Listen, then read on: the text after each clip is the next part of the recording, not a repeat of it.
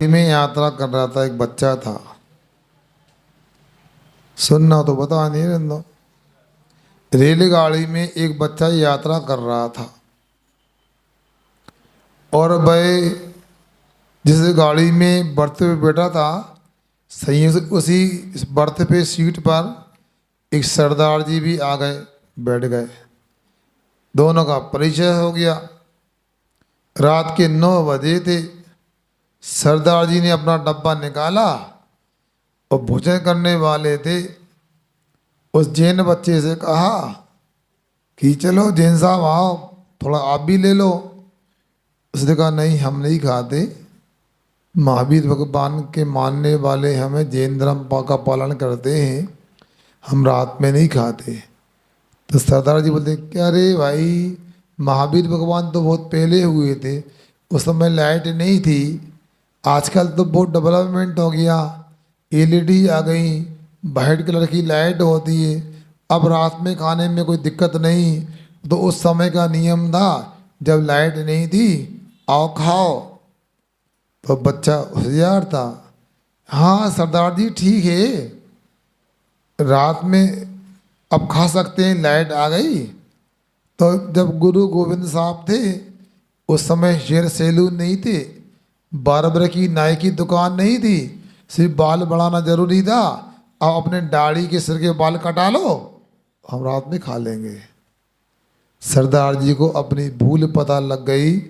तत्काल का क्षमा करना, जो धर्म के सिद्धांत होते हैं वो काल पकड़ परिवर्तित नहीं होते। आप ठीक करते हो, सच्चे जैन हो, क्योंकि रात में नहीं खाते हो। इस कहानी से क्या शिक्षा मिलती है? हैं? हम देख लो, लगेगी तो जाएंगे, अंथवी छुट्टी मिलेगी तो। कितने बच्चे हैं, कौन क्या पढ़ने जाते हो? जैन पढ़ाने वाला या जैन है? किसके पढ़ने जाते हो? हैं? उन्हें से कहो दिन में पढ़ने आएंगे, या 6 बजे के बाद जाओ। चलो आगे पूछो।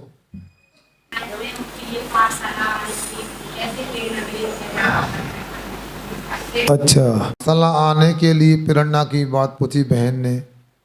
विषय बच्चों का हो चाहे बड़ों का हो, महिलाओं का हो अथवा पुरुषों का हो, आपको याद रखना चाहिए कि मैं दावे से कह सकता हूँ, दुनिया में सब कुछ मिल सकता है, मगर जो पाठशाला में मिलता है संसार में कहीं नहीं मिल सकता है।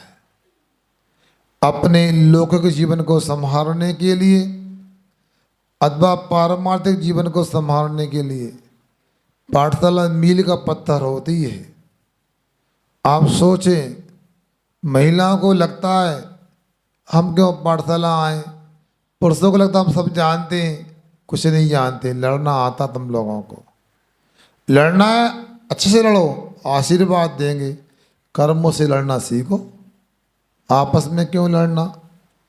अब ये पाठशाला नहीं आना चाहते, मगर ये बताओ यहाँ कितनी माता बहनें हैं, भाई हैं जो मरेंगे नहीं, अमर होके आए हैं। अच्छा मरेंगे, बात क्लियर हो गई।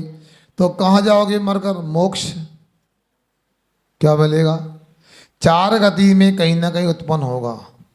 अच्छा ये बताओ, आप लोग कहाँ जाना चाहते हैं? नरक जाना चाहते हैं कि स्वर्ग जाना चाहते हैं? जोर से बोलो ना। हैं? स्वर्ग जाना चाहते पक्का? पशु बनना चाहते कि इंसान बनना चाहते हैं? अच्छा, कपड़े न लत्ते, बीच में सोएंगे, करना धरना कुछ है नहीं, अच्छा अच्छा चाहिए। अरे स्वर्ग जाना है, इंसान बनना है, मोक्ष जाना है, तो पता तो करो मोक्ष का रास्ता कहाँ से है, स्वर्ग का रास्ता कहाँ से है। पाठशाला आओगे, तदबाण सुध आदि बाद में पढ़ने मिलेगा, तो पता लगेगा आयु कर्म जैसा बंद होता है वैसा ही परफॉर्म मिलता है। अपने को मरने के बाद नूतन गति की प्राप्ति होती है। विचार कर लो, आप यहाँ हैं, अभी मैं पूछूं नरक आयु का आश्रम कैसे होता है बताओ कोई। आप पाठशाला नहीं आते ना, बिल्कुल नहीं आओ। मेरे प्रश्न का उत्तर दो कि नरक का आश्रम कैसे होता, नरक आयु का। क्यों पाठशाला नहीं आने वाली माता मैंने बताओ, बोल क्यों नहीं रही? गुस्सा आ गई? होशियार हो। ऐसा तो नहीं किसी ने सिखा दिया हो कि बड़ों के सामने जबान नहीं खोलना चाहिए, तो लगा महाराज बेटे कैसे बोले उनके सामने। कौन बताएगा नरक कैसे जाते हैं बताओ? हैं? अब बैठ जाओ, मायाचारी न करी हो, ऐसे नरक नहीं मिलाते, सच तो नहीं है। कौन बताएगा? बच्चों हैं सब पढ़े लिखे होशियार हो तुम लोग तो। अब सोचो इतने सारे लोग बैठे हैं, यदि इतना पता नहीं है कि नरक आयु का आश्रम कैसे होता है, थोड़ा भी अपनी चिंता है, थोड़ा भी स्वाभिमान है, कसम खा के जाओ भगवान जब तक आरिका नहीं बनेंगे, मुनि नहीं बनेंगे, रोज पाठशाला आएंगे पढ़ने को। क्यों? अब बताओ, मैं बता दूं नरक कैसे जाते हैं? तुम लोग बताओ, बहनें बताओ।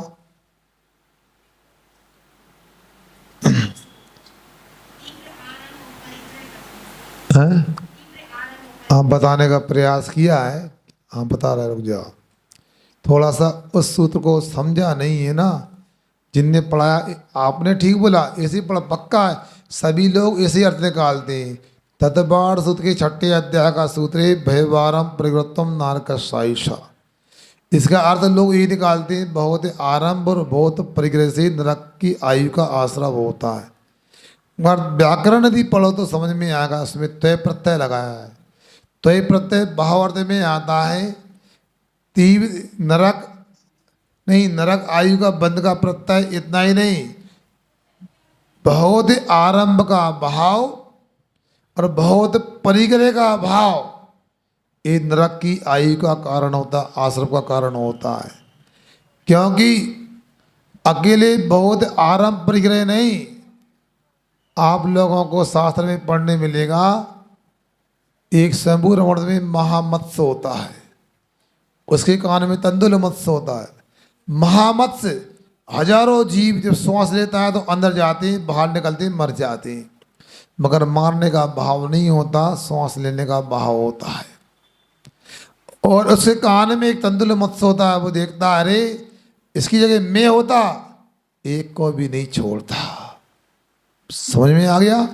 तो महामत्स्य उसको पंचम गुण स्थान होने से 16वें स्वर्ग की आयु का आश्रम बंद होता है। जबकि तंदुल मत्स्य जो मारता नहीं है किसी को, 33 सागर की आयु का बंद होता, नरक आयु का होता है। इसलिए बहुत आरंभ का भाव, बहुत परिग्रह का भाव, ये नरक आयु की आश्रम का कारण होता है। समझ में आया? बोलो अब बताओ नरक की आयु का आश्रम कैसे होता है?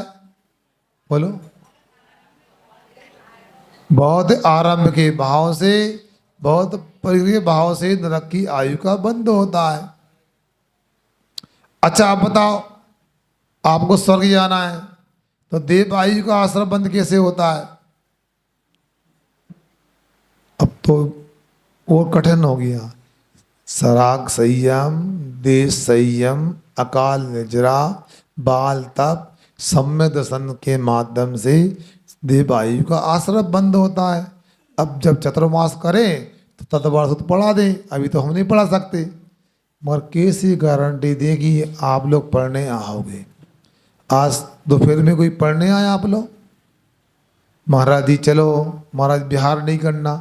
अब हमारा विचार ये बनता है कि सुबह सुबह ठंडे में तेंदुखड़ा निकल जाए, हैं? बोलो तो क्या करना बताओ यहाँ पर हमें, हैं? तो मैं घर में अपने पापड़ बेलने टाइम नहीं, आज क्यों नहीं आए इतने लोग थे बताओ?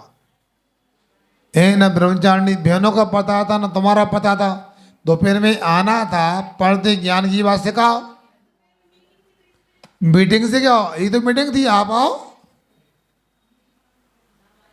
आप लोग को नहीं आया तो हम लंबी मीटिंग करते रहे। अब कल भी ऐसा करोगी बताओ? कल को नहीं आएंगे हाथ ऊंचा करो। अरे नहीं आओगी? चलो। अरे हमारा कहना है महाराज को बुलाए तो आप पूरा लाभ लेना चाहिए।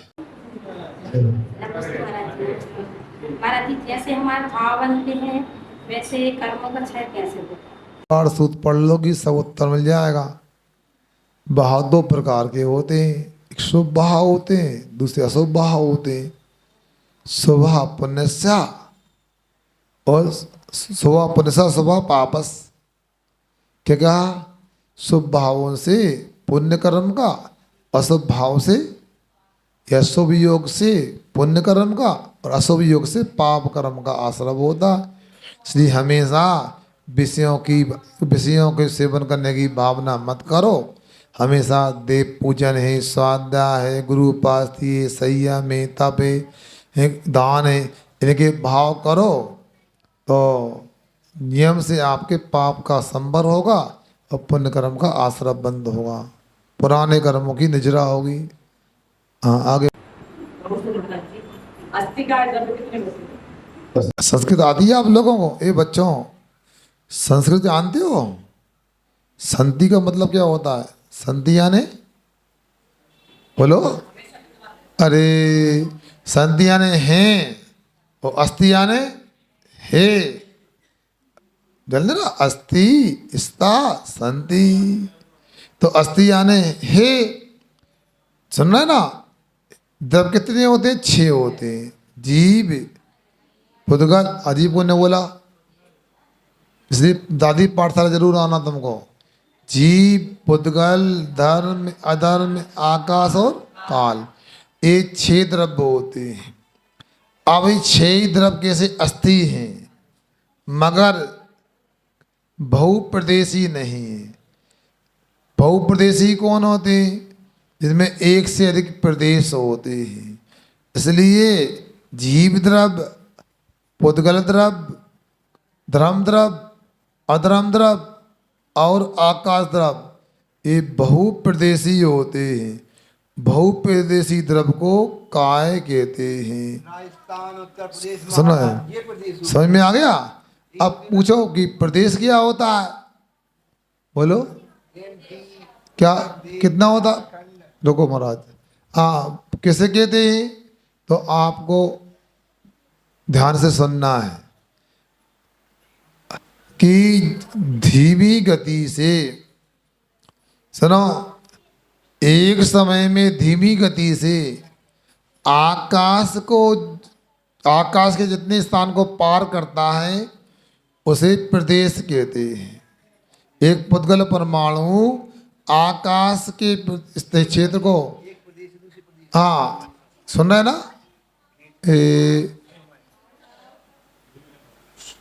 क्या सुना? मतलब आकाश है, आकाश में बहुत धीमी गति से परमाणु उसको बोलते हैं, वो एक समय में जितनी क्षेत्र को पार करता है उतने स्थान को, उस क्षेत्र को प्रदेश कहते हैं। ये क्या है आपके लिए द्रव्य संग्रह आदि पढ़ने के बाद में समझ में आएगा।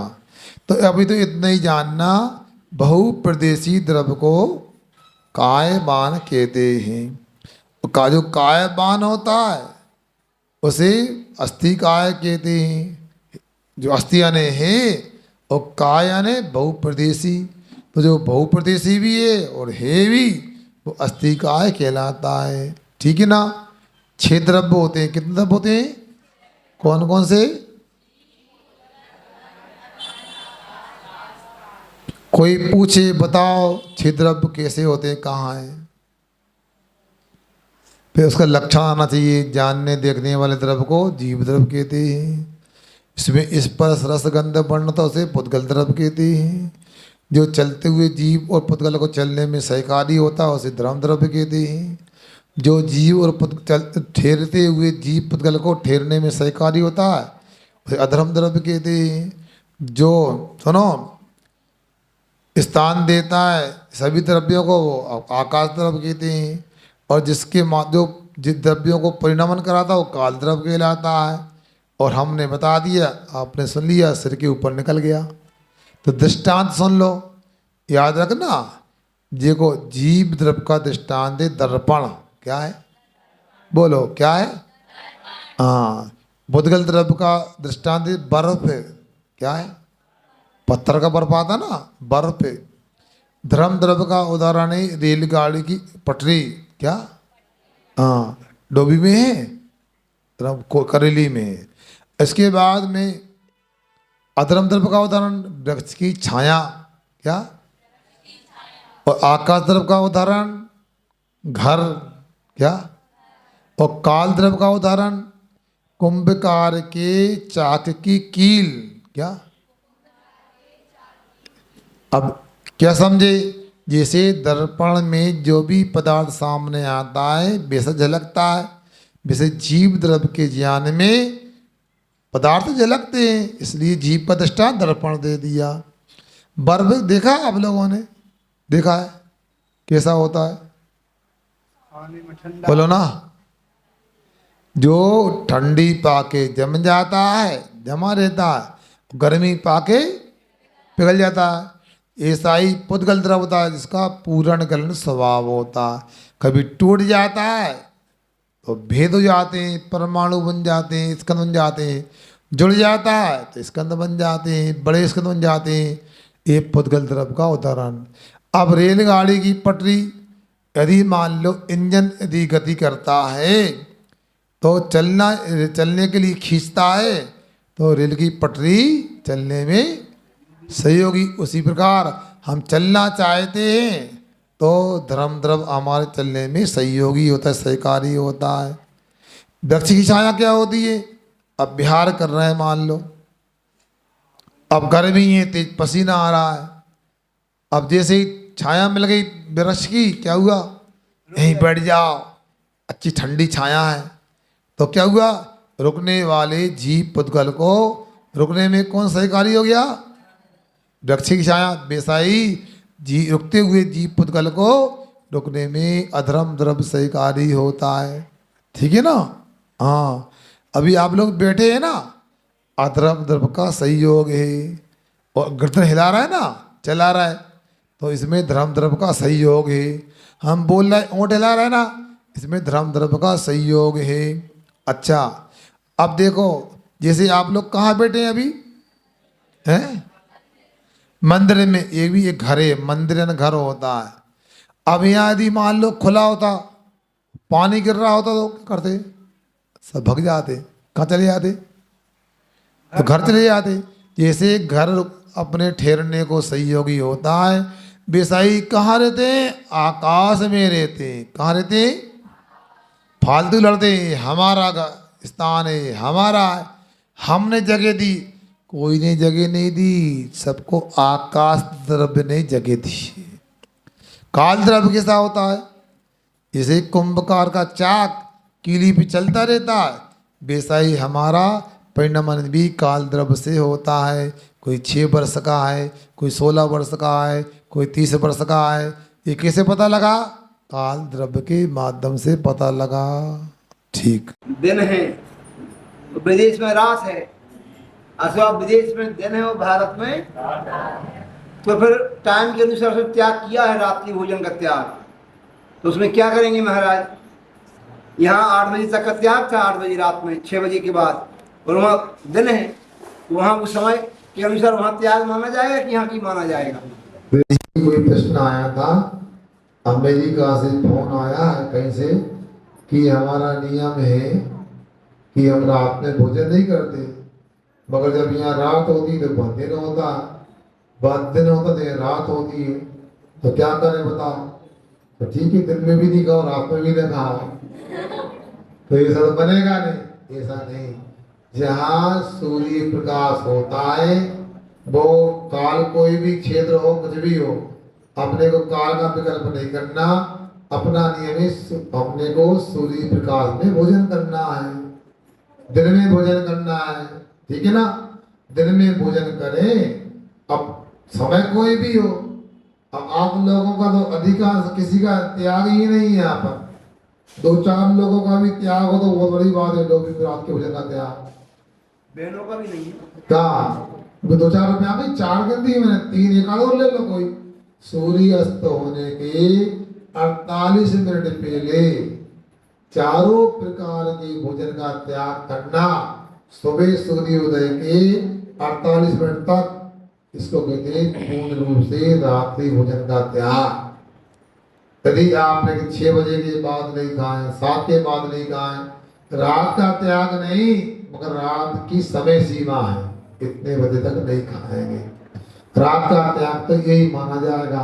अनाज का त्याग कर दिया, बाकी की छूट, तो ये त्याग नहीं, एक कंडीशन हो गई, स्थिति हो गई कि हम रात में तो खाते हैं, अनाज का त्याग है, इसलिए ऐसा कुछ करना चाहिए। सुन रहे हैं ना सब लोग?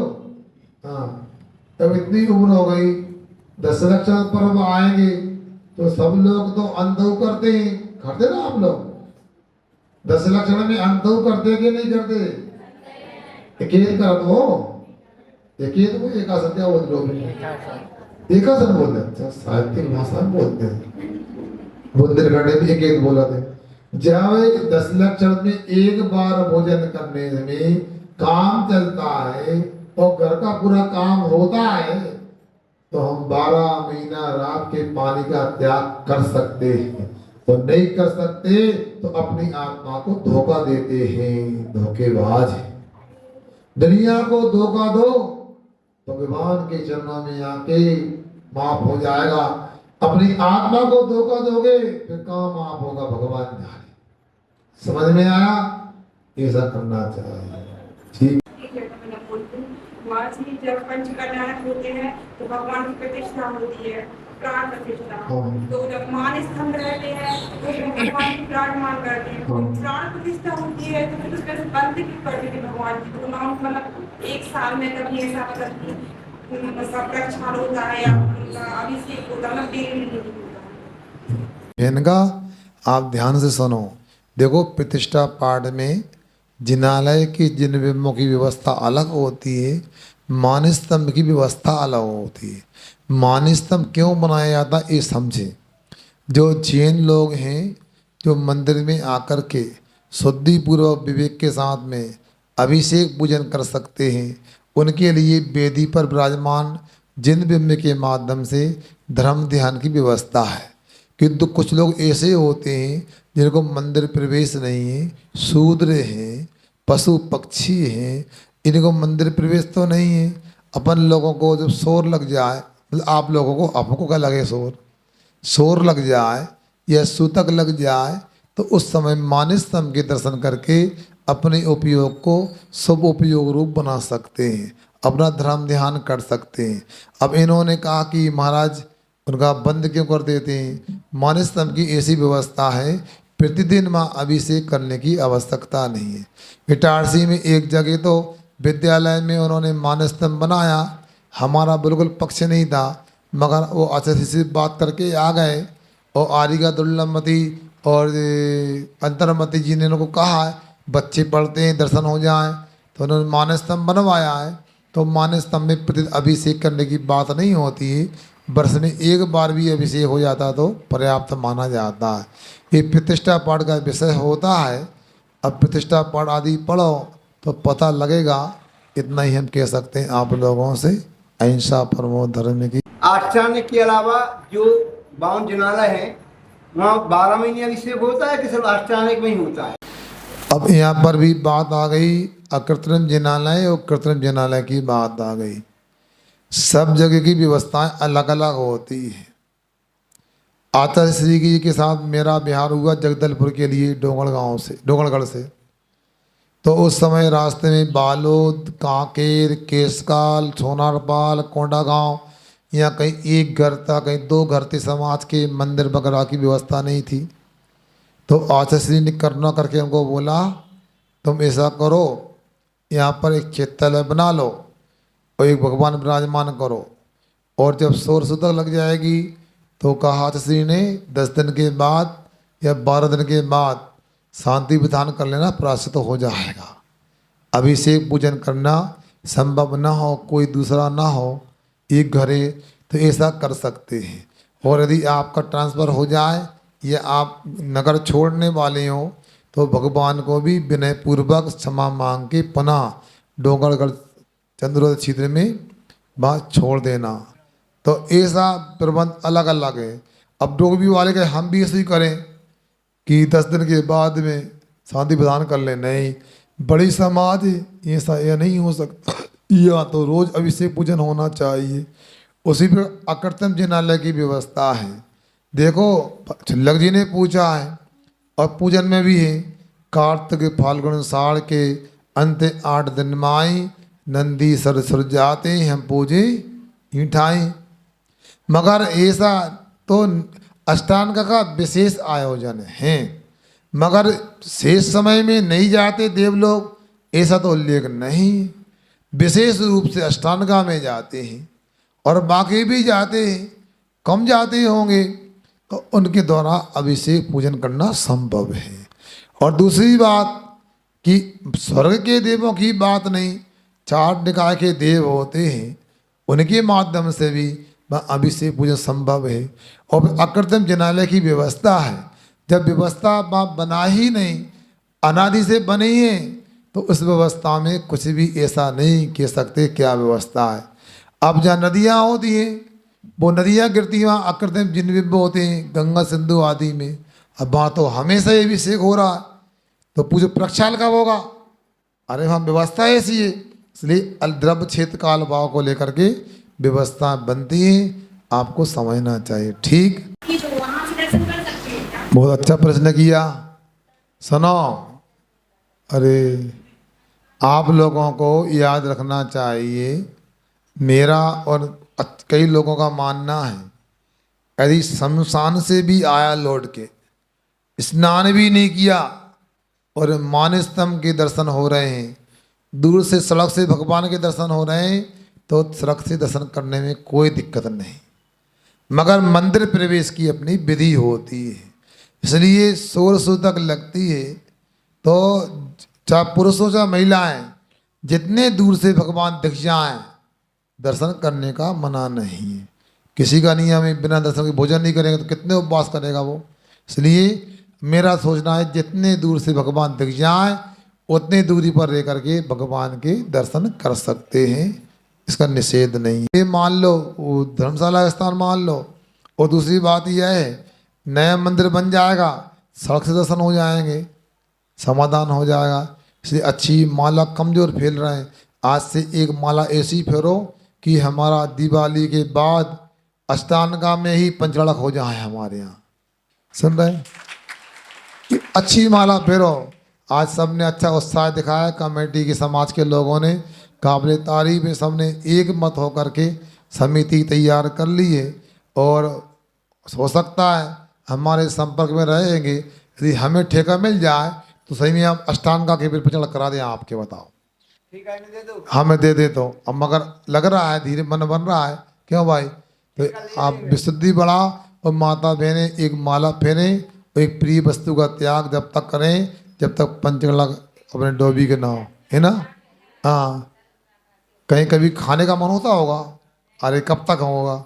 तो मन नहीं बिगाड़ना, नहीं, बिल्कुल नए मंदिर में नए भगवान आएंगे तभी हम संतरा का स्वाद पाएंगे। जिन